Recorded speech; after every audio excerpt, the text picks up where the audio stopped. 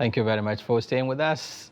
My name is Shafiu Suleiman, and the program is Daily Politics. It is reaching you live from Trust TV, here in Abuja, Nigeria's capital. And today our talking point is APC's defining moment. And just like I said, we have two guests who will be joining us to discuss these issues. Professor Kamal Bello will be joining us via Skype. And here in the studio, we have Chief Precious Elekema, who is much seated in the studio. Thank you for joining us. Thank you. Well, your party, the APC, is at a crossroads, some will say. Courtesy of the moment, you know, the time we find ourselves. A party is going into a special convention, some will say with a divided house. There has been so much intrigue, so much interest, so much, you know, horse trading around who emerge the flag bearer of the party. From 23 candidate aspirants, we had 13 were recommended to go on, and 10 were said to, recommended perhaps to should I say, step down now, you know, to reduce the number and so on. Why is it, you know, why is it critical, you know, for the ruling party at this point in time to have a common ground? Well, they already have a common ground. And the common ground is the issue of transition. And so a little storms and bumpings here and there is like a journey in the sea where you have the storms, or on the air you have the bumps. And these are healthy things that build up the polity. It's a human affairs. 23 candidates, which means 23 interest divisions. And so I don't have fears for it. It's normal. It's normal. It is. I think that the party is matured enough. Mr. President has that maturity, and then it will all end in praise at the end of the day. So I'm not really perturbed about it.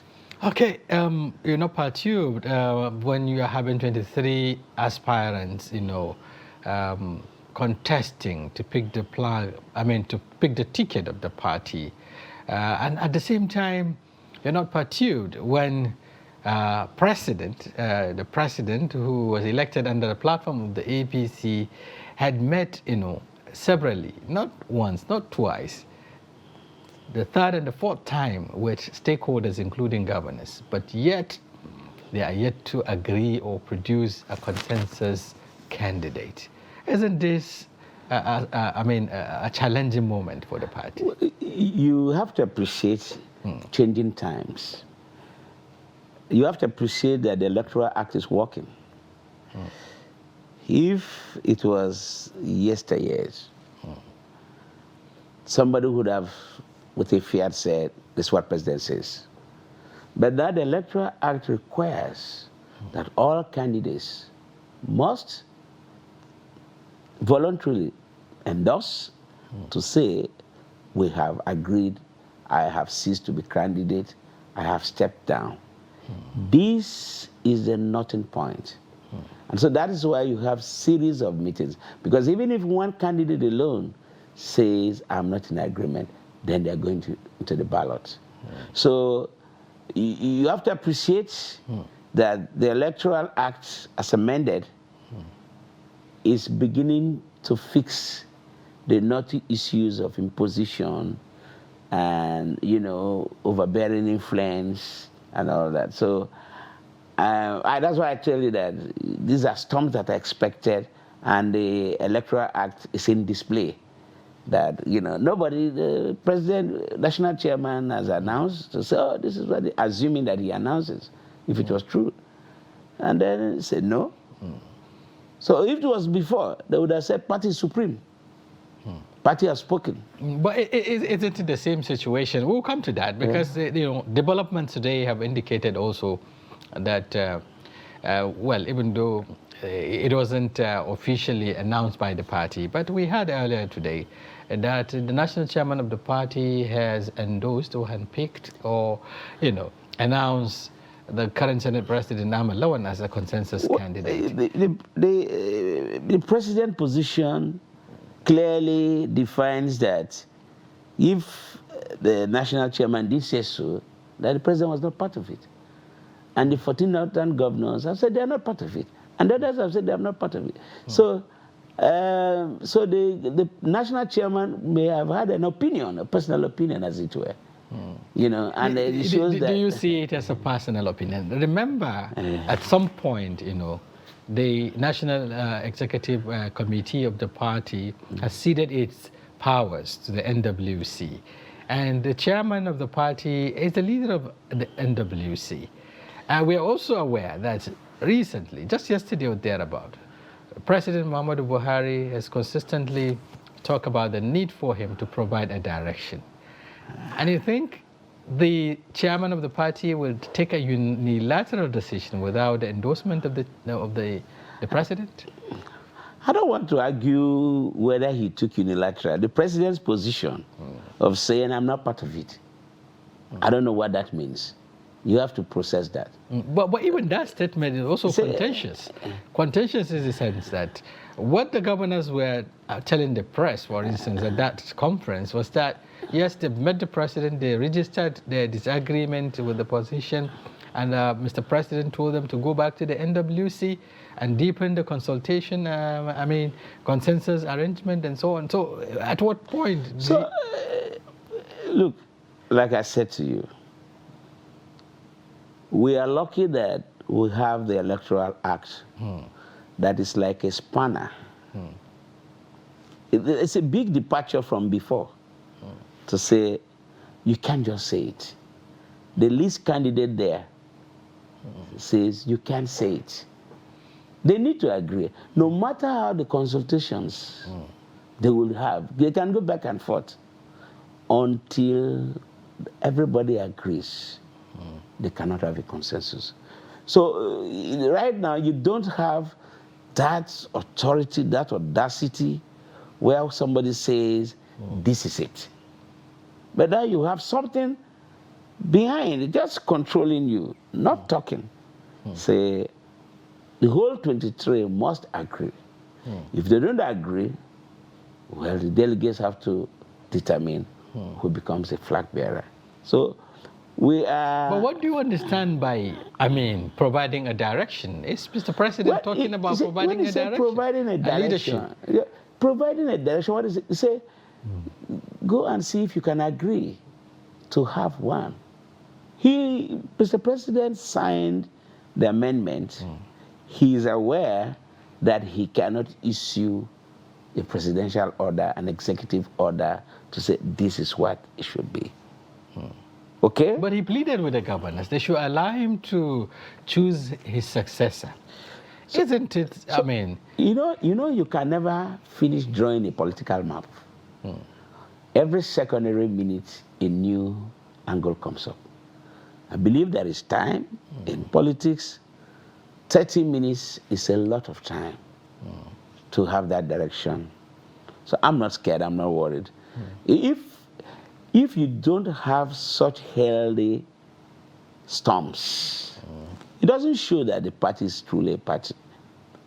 The PDP just had theirs, they had 17 candidates. Right, there were directions. Okay? At the heat of it, there was a direction. So I believe that these storms and bombs don't scare me. So you're not afraid of possible implosion in the event that some people, some aspirants felt that they are offended, or their interest is not being carried along? They have a stay, a tension stay. The Electoral Act is there. If you don't agree, you go for election. So it is not a situation whereby Mr. President has spoken, this has spoken, so you walk away. No. There is something that is a stay, tension stay. The way you have the electric pole, is standing, then there's a stay. You have a stay, and the stay is the electoral act that says that all of you must agree. But what happened to the initial agreement, so to speak, some that came in form of the form that was signed that you accept, what the party does, the party is prim, and so on and so forth. So in the event that one, goes against that, didn't you think that that is also, in contravention with the... You see, the clause, the clause is all. The clause is not 2/3, it's not 3/4, it's not 95%, it is all. So... Well, we're having the signatures of the governors there on the screen, who, agreed or thrown their weight behind the Southern candidacy. It doesn't matter. You see, the issue is that the powers now are in the hands of the contestants to agree. The whole 36 governors in Nigeria can sign, it doesn't hold water. The Electoral Act has been able to protect the minority interest. It has protected the minority interest. So somebody, just one candidate, holds the party to ransom to say that this is my opinion. And if you want to gag me, you want to shout me down, let democracy speak. So this is. Well, but we have several blocks, so to speak. Just looking at the issue, very critically, we have the presidency on one hand, with a president who wants to have a hand in picking his successor. Yeah. On the other hand, we have a national leadership of a party that also, want to wield the big stick, to show that, yes, all party members will have to respect, decision of party. On the other hand, again, we have governors, initially 10, now 12 of them, throwing their weights behind a Southern candidacy. On one hand, we also have contending forces, 2 aspirants or more from the Northern extraction who also wants to have want to slug it out, so to speak. Looking at all of this, compelling issues and contending interests, where do you see the party navigating through the landmines? See, like I said to you, you must appreciate the meaning of the amended Electoral Act. Its purpose is to secure, to protect minority views. But it doesn't have to interfere with internal party affairs. No, it is that stay power, that comfort, that guarantee that has made these endless consultations to continue. It will continue until all agree. So you must come from you must appreciate when somebody says governor has spoken. Somebody says president has spoken. This is party position. Right now, the Electoral Act has protected that no imposition, no governor's influence, no president's influence. This is a new factor that you must understand that is protecting those who fight to say that godfathers, godmothers, money bags, whatever, had trampled on my right, and I've said I must agree and all that. So that's what is playing out. But the Electoral Act is not precluding the fact that parties can also adopt consensus. There are 3 options. No, it can be direct primary, it can be indirect, it can also be consensus. Okay, that's where we are is, they already have delegates who are ready to cast their votes now. They are waiting. These ones, they are doing a sideshow. By the time the convention starts, if they don't have a consensus, the human beings, the 2,300 and something delegates, will determine. That's why I say I'm not too worried. It is when something doesn't have a solution that I get worried about. They are discussing. I still, maybe some beer parlor talk, some friendly talk, some coffee talk, okay? But there's a time that all will be dumb. and people will use their immortal nomination powers to speak. At that time, the arguments will be dumped, and then cards, voting cards will speak. So at the end of the day, doing that, all the candidates are satisfied that they were voted for. And then when they count the votes and one person emerges, it becomes a very satisfying winning or a very satisfying losing. But I think that if we must give kudos to the Electoral Act that it has been able to fine-tune our system. I'm telling you from an experience that they say governor said this or president said this. And this is what it is. The Electoral Act will likely apply the brakes, just like you said. But then what do you make up with the body language, the interpretation of the body language of the of the party and its leadership? The screening committee, which was headed by a former national chairman of the party, trimmed down the number from 23 to 13.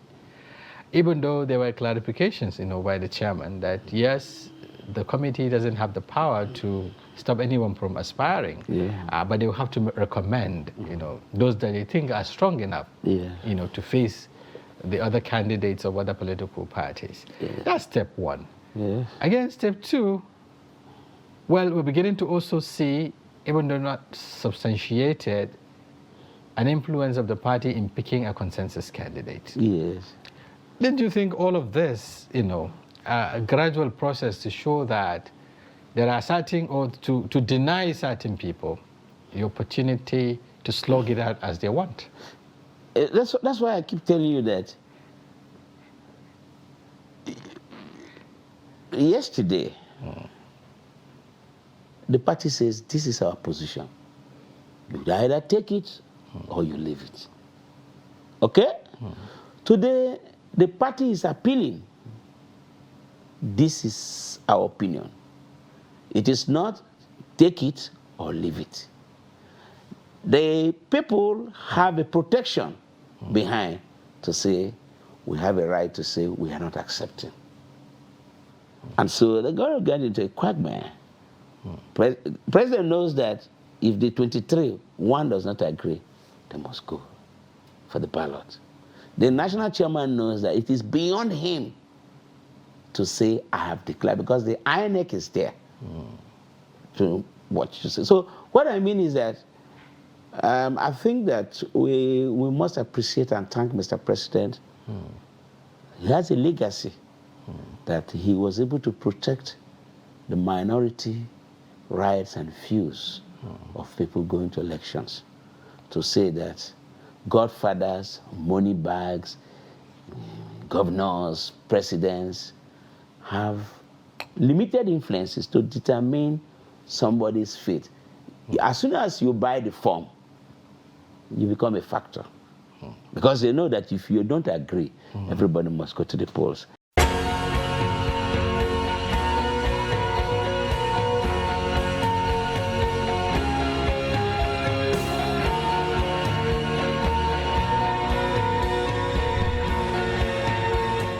Your Excellency, I'm honored to read the results of the 2022 presidential primaries. And there are 14 candidates, having got 9 that voluntarily withdrew. The first person, Honorable Chukwuemeka Nwajuba, scored 1 vote. Secondly, Engineer David N. Umahi, 38 votes. Third, Pastor Bolahan Bakari, 0 votes. Fourth, Asiwaju Bola Ahmed Tinubu, 1,271 votes. Ahmed Rufai Sani, 4 votes. Chibuke Amechi, 316 votes. His Excellency Yemi Osibajo, 235 votes. His Excellency Rochas Okorocha, 0 votes. His Excellency Yahya Bello, 47 votes. His Excellency Ken Jack Rich, 0 votes. Dr. Obonaya Onu, 1 vote. His Excellency Senator Ahmed Lawan, 152 votes. Senator Ben Ayade, 37 votes. Chief Ikiobasi Mokelu, 0 votes.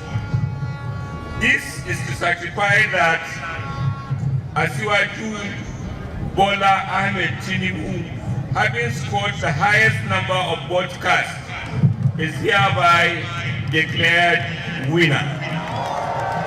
And in line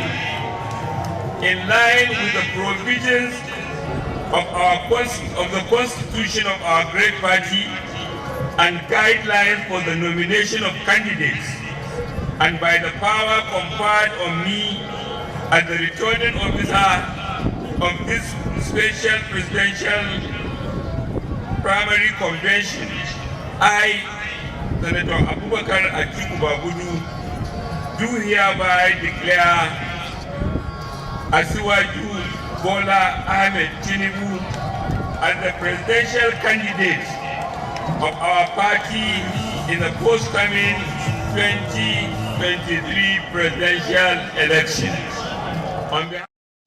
The long-awaited special convention of the All Progressives Congress has finally ended this afternoon in Abuja with 1,271 votes as Asiwaju Bola Ahmed Tinubu coasted to victory with immediate past Minister of Transportation Chibuike Rotimi Amechi coming a distant second with 316 votes.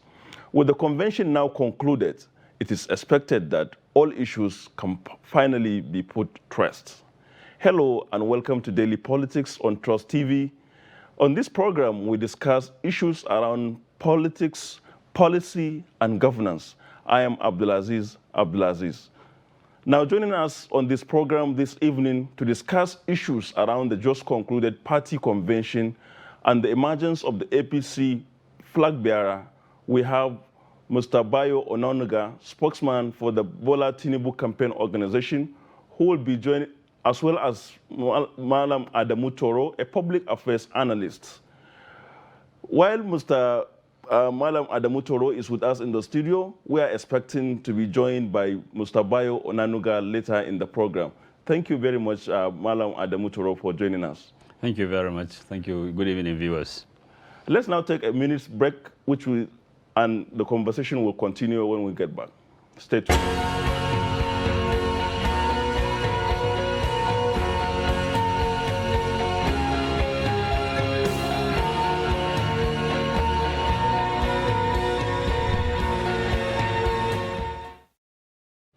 Welcome. If you are just joining us, this is Daily Politics on Trust TV. We are going now to go into the discussions proper. And with me in the studio, as earlier announced, is Adamu Toro, a journalist and public affairs analyst. Let me quickly first ask this question. Was it a surprise for you, the outcome of the APC convention? No, it was not a surprise at all. The good thing is we are all relieved that the APC was able to hold its convention without rancor, without all the hullabaloo that we had before the convention. The winner was, it was very clear. He's somebody who had been on the ground for a very long time, who had created connections all over the country. And it's good that he won, because so many people came out and we thought they were serious. And it was good that the APC allowed for them to go for an election, and so that we could separate the shaft from the grain. And we could see that so many of them, they just decided just to donate 100 million to the APC. But in reality, they were not ready. and they were not materials for the presidential, for them to be nominated as the presidential candidate for a party like APC. Ahmed Bola Tinubu, he had worked his way. He has antecedents that favors him. So many of the candidates, you cannot say that about them, because for instance, there are so many people who you have never even heard of, and for them to have staked a claim to want to be nominated. You see, for you to contest as a president of this country, you must invest in the structures of the party. You must have helped the party for a very long time. So people cannot just... But despite this investment that you are talking about and being a long-time, politician, a well-known name and all that, there were apprehension, going into the election that there could be somebody anointed different from Tinubu. Wasn't that, surprised that that anointed candidate didn't emerge at the end? No, but you see, if you have been a student of history of the Nigerian politics, these kind of situations had always existed. We had known for a very long time that you now raise people's expectations. You create drama, and at the end of the drama, then you get what you want. And because everybody expected that, they said the president has his own anointed candidate, he was going to be this, he was going to be that. And even there was this speculation that some people have been disqualified. But at the end of it all, we saw that nobody was disqualified. Everybody was allowed to have his own say. And the good thing about party politics is that you must have a strong heart for you to be there. Because if you don't have the heart, politics is not for you. Allow the politicians to play their game. And sometimes it's always very good for you to go through the mill, so that at least you are tested. For instance, the winner had been tested several times.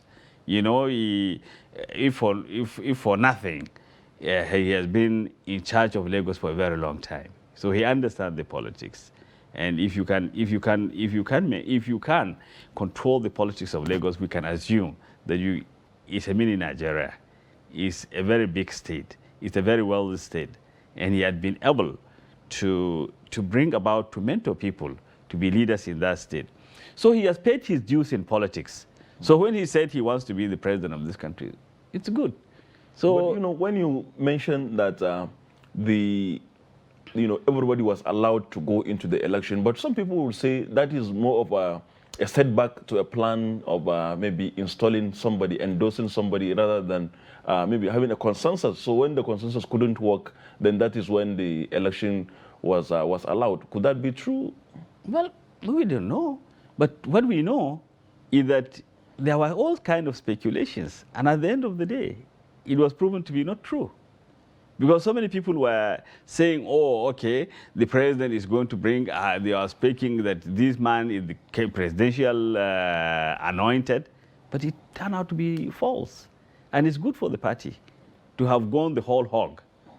Because assuming that there was consensus, people, in fact, 2 days some people were crying that, they were not saying hell is going to let loose. But, from what they were saying is that as if they were denied, something is going to happen. But everybody was allowed a level playing field. And we saw what their performance. So it was, there was so much talk, but there was no substance. So we realized at the end of the day that those who are prepared for the politics got what they wanted. It is not only going through the state. It is not now that you will now go just some weeks to the elections that you will go to the states and you assume you talk to the delegates. Politics is more than that. You must have built your bridges over time. That's actually what I wanted to ask you. Like, what do you think, helped Tinubu emerge as the candidate? Tinubu, if you look at, after being a governor, he had his own party. He had his own members all across, members of the ACN. You had ACN from all over the states. So therefore, he had already built bridges. If he's going to Katsina, he knows he had this man in Katsina. And then they formed this alliance. Within that alliance, he also increased the number of his acquaintances across the divides. And that gave him a lot of advantage. And, you know, at a stage they said he was one of the major financiers of the APC. So which means that puts him in a very good state. For you to be acceptable, you must be, he already has established himself as a brand. So if they now say Ahmed Tinubu, you don't want to say, and who is he? But there are so many other people who claim they want to be the presidential materials. But do you know them? How many people know them? They are not a brand. But Tinubu is already a brand. He doesn't need any introduction. So you see, because at the stage, you know, there were apprehensions, people were speculating, oh, he was going to be disqualified or had been disqualified, or, you know, politics. Now, talking of apprehension, let me step in. In the heat of the tension around what is going to happen in the primaries, we saw something that literally out of nowhere when the almost 12 northern governors came out to say power should be transferred to the south. And that was at the weekend on Saturday when tension was very high. What is your view on that particular action, and how do you think that changed the equation? No, that definitely changed the equation, because at least it doubts all the tension, because nature abhors vacuum. Because the story running around then was that the president has his own anointed, and it was just a matter of time before then he would say this is his candidate. But you see, the northern governors, I think, did the right thing to say, okay, now we concede this slot to this house. And that brought about a dramatic change in the temperature of the politics of the country. And I think what they did was the right thing at the right time. You know, so all those who were pretending to be the anointed, they realized that maybe they had no, they were just paper politicians on their own. They can't go anywhere. They don't maybe have the connections, they don't have the charisma. And for you to be even a president of this country, you must carry the governors along. And the moment the governors say they are not with you, then you know that you are in trouble.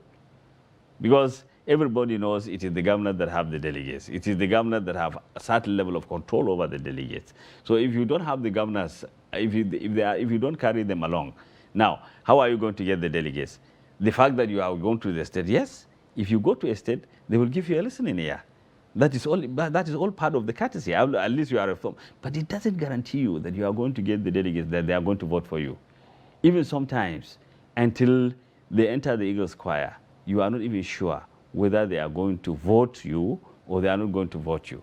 You know, there are so many people that took this to be very academic. They think that, you know, if you speak very big grammar and what if you, that's going to give you delegates. By the time you finish your grammar, they have already made up their mind. Whatever you now say will have no impact.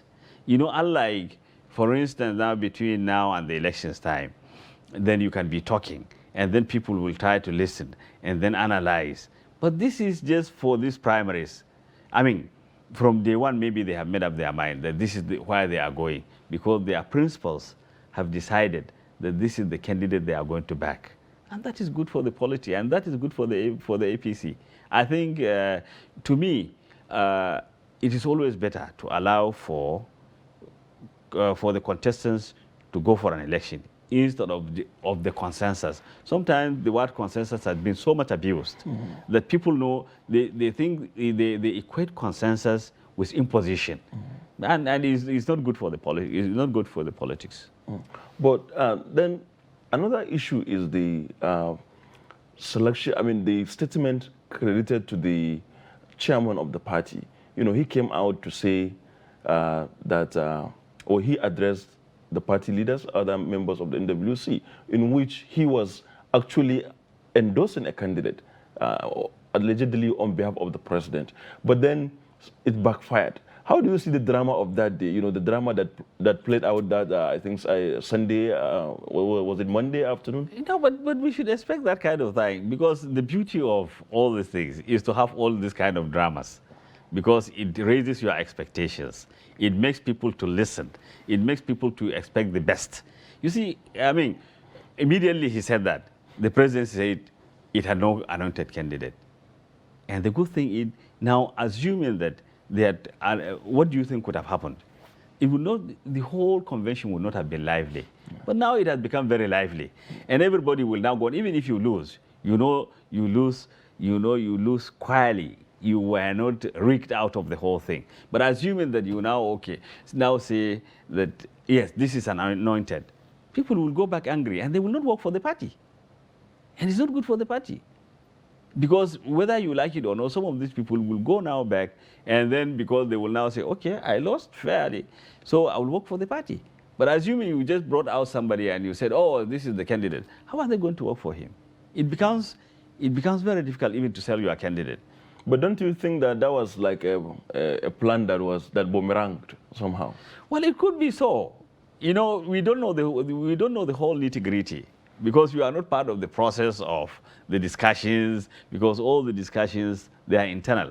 In a party, there are factions. Every faction would want their own candidate to be given the priority. Maybe those who were pushing for the anointed, you know, they were just a minority. And then you weigh what are the advantages and the disadvantages. If you now produce a very unpopular candidate, the revolt begins within your own party. And the moment there is so much revolt within your own party, you know that you lose all your chances. And mind you, the PDP already has his candidate, who is also a brand that is known. You know, it is not a new person. So he's just like Tinubu. These are all brands that are already known in the Nigerian political space, which is good, because nobody is new. Now, assuming that you brought somebody, then they will say, who is this man? What is pedigree? What is this? Now you don't need. The majority of the Nigerian public know all these candidates that have now emerged as candidates of the political parties for the 2023 elections, which is good. One of the surprises of the fallout of the election itself was the figures. If you look at the difference between the winner and the runner-up, is very wide, almost 1,000 votes. And then, of course, the sitting vice president came a distant third. How do you see this disparity and the wide gap between the margin between the winner and the other persons in the race? No, because you see, like I said, the governors are a very formidable group within the political party. The moment they decided that they are going to give a chance to the southern candidate, you know automatically that they have somebody in mind. And that person they have in mind, they have already prepared their delegates for vote for him. Amechi, yes. Amechi, he had high expectations. But he doesn't stand, he could not, for him to stand against Tinubu, you know that it's a very Herculean task. So also the others. The vice president, I think the vice president was a little bit being too academic. You see how many governors were aligning behind him. So if you don't have the governors behind you, he might have traveled to all the states. They might have promised him. But that is politics for you.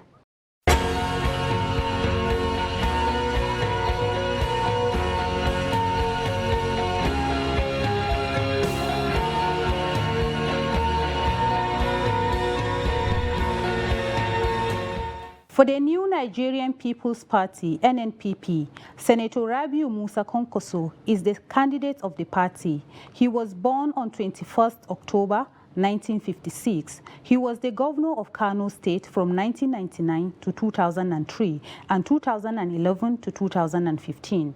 After he lost his re-election in 2003, he was appointed the first Minister of Defense of the Fourth Republic with no prior military background from 2003 to 2007 under the administration of former President Olusegun Obasanjo.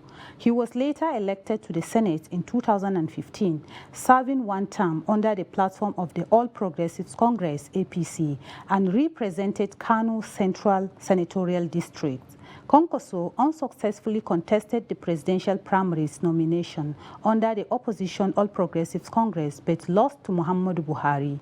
In 2018, he returned to People's Democratic Party, PDP, and contested the presidential primaries where he lost to Atiku Abubakar.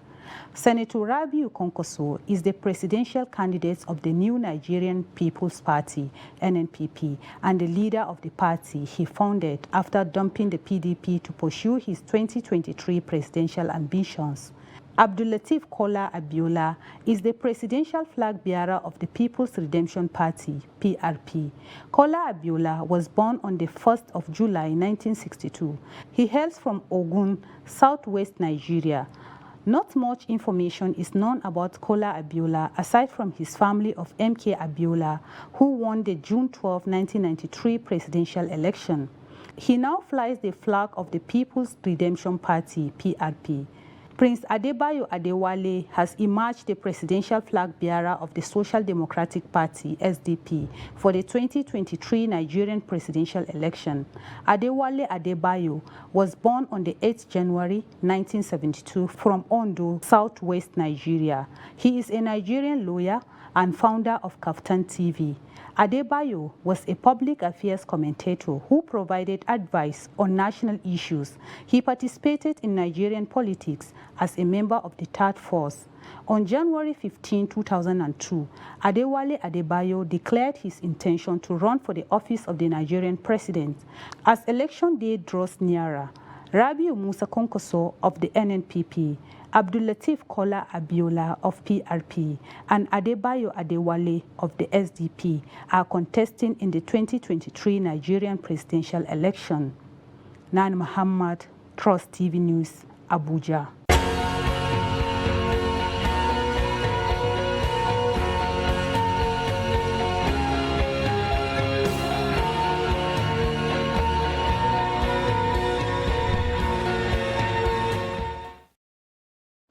Thank you very much for staying with us. That was a quick rundown on the respective party flag bearers who have just emerged from their parties' national congresses and primaries. There are quite a number of others, especially those that belong to the big parties, so to speak. The first to emerge actually was Alhaji Atiku Abubakar, who emerged as the flag bearer of the PDP.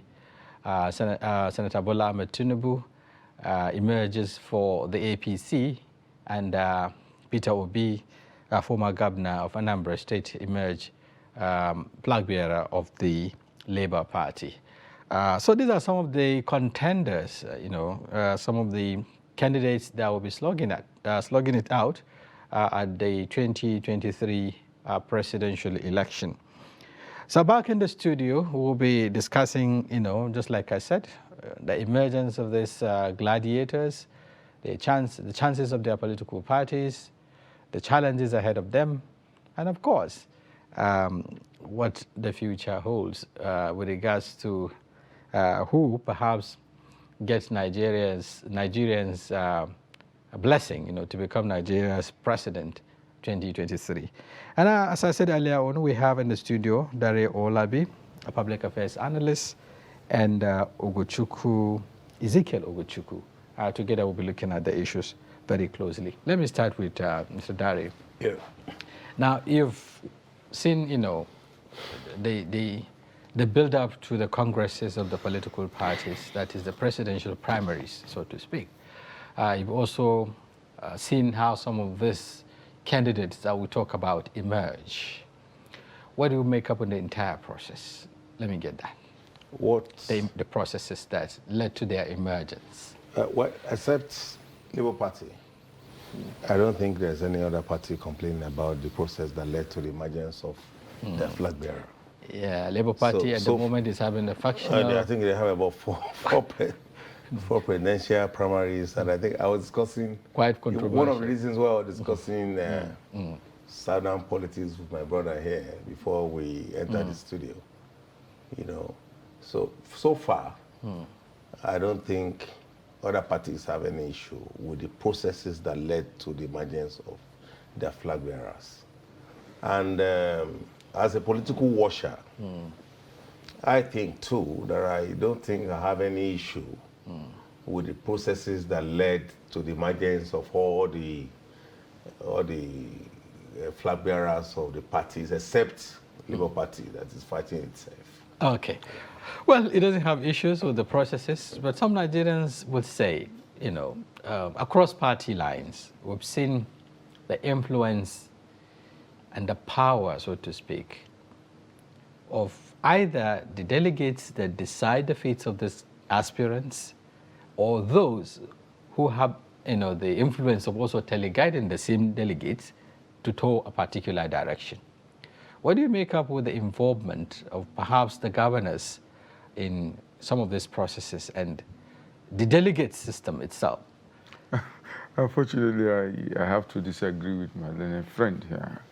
And I want to say that over the years, we have not fared well in terms of the way our political parties organize their primaries and the way. Let's start from 1999. The procedure. Till today, it has always been the same. The first primary elections that was held in Jos.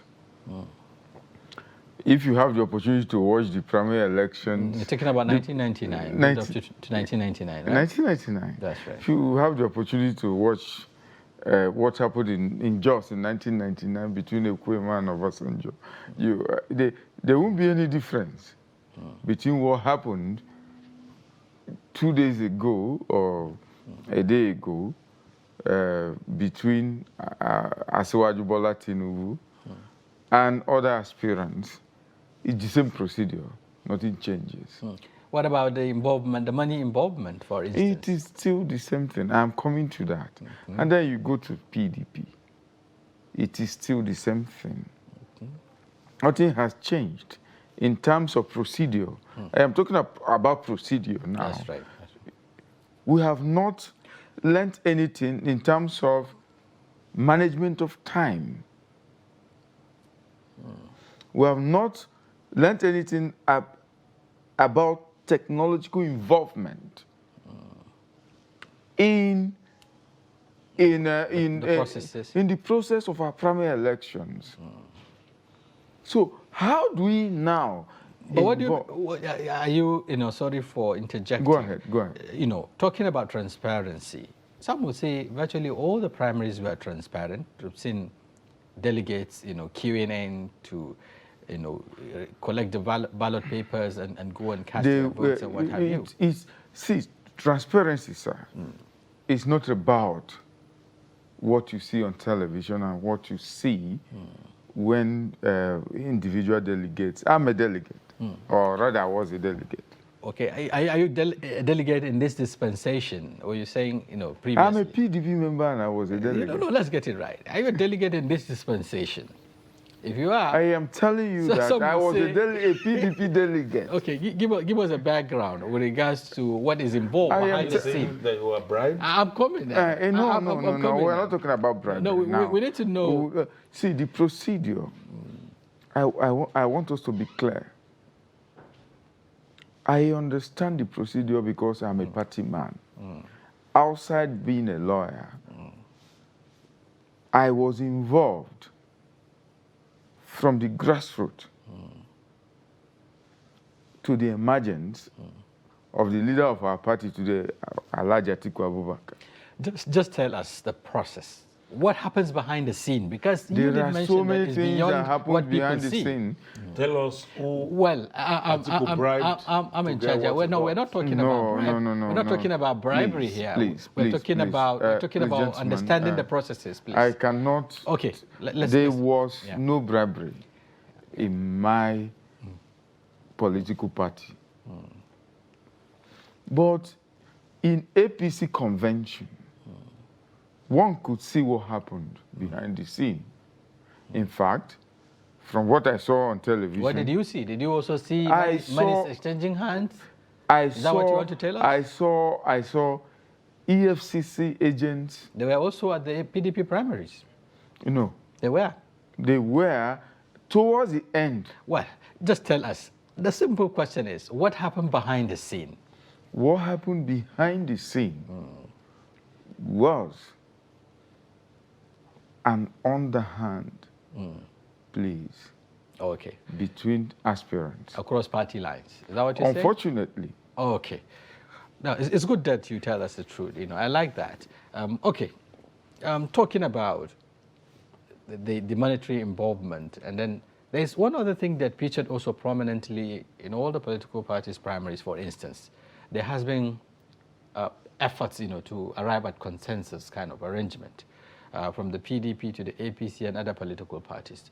The PDP, I know, has been working towards a consensus arrangement, especially among the northern presidential aspirant, which collapsed, at some point.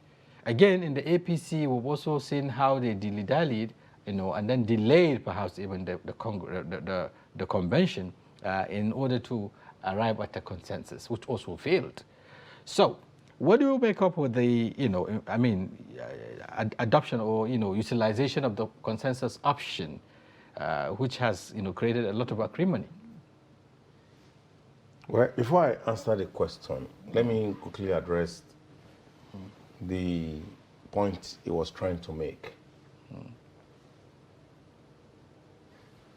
All of us read on the pages of newspaper, online, and then gossip around that money exchange. We don't work with gossips anyway. No, we have to get the facts and figures. That money exchange for the primaries that we had in PDP and APC.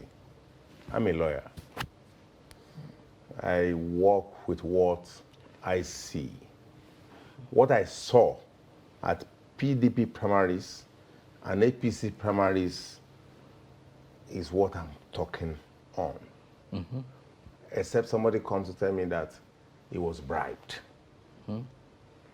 What we saw openly on TV, on both local and international TV, was that delegates were allowed free access to ballot paper and ballot boxes. And on the basis of that, decisions were made on who emerged as the flag bearer of these parties. Okay. Whatever happened behind the scene that I'm not aware of, I don't want to talk about. That's the point we are making. We have to work with facts and figures. Okay. Going back to the question you asked me about consensus candidates. You see, every political party that wants power, we work towards consensus. There is nothing, in fact, Electoral Act provides for there are three options, Yes. Direct, indirect, Our primary, Electoral Act consensus. provides for consensus. That, the reason for that is very simple. That we don't want a situation whereby acrimony will be allowed when we are preparing for general elections. Can we talk among ourselves and present a candidate that will be generally acceptable to Nigerians? But unfortunately, all the consensus arrangements collapsed. No, what do you think led to that? I'm coming there. But unfortunately, between the two major political parties, the consensus collapsed. Why? That's the question. They collapsed because of valid reasons. What are those I'll reasons? take it from APC first. If you look at the character of Ahmed Bola Tinubu, I contested election under PDP. I told my colleague here that I was. So both of you are PDP members. Yes. So if you look at the character of Ahmed Bola Tinubu, you may not like him for whatever reasons that you have. You may think he's corrupt. You may think he's old. You may think his age is bad enough to govern Nigeria. Those reasons are valid for whoever owed those reasons. What about the reason that people are not talking about? What is that reason? Thank you very much, Mr. Olabi, and of course, Mr. Ogochukwu, for your perspectives on the platform. We'll be looking at the emergence of various political parties, candidates, and of course, the processes, the chances, and the challenges ahead of all of them. And it has been, you know, a very interactive session here, very engaging session with my guests. The program is Daily Politics. We'll be back tomorrow, perhaps, to continue the discussion. I think it's getting more interested. Thank you very much. And to the technical crew, we also appreciate your efforts. On their behalf, I'm Shafiu Suleiman, thanking you for staying with us.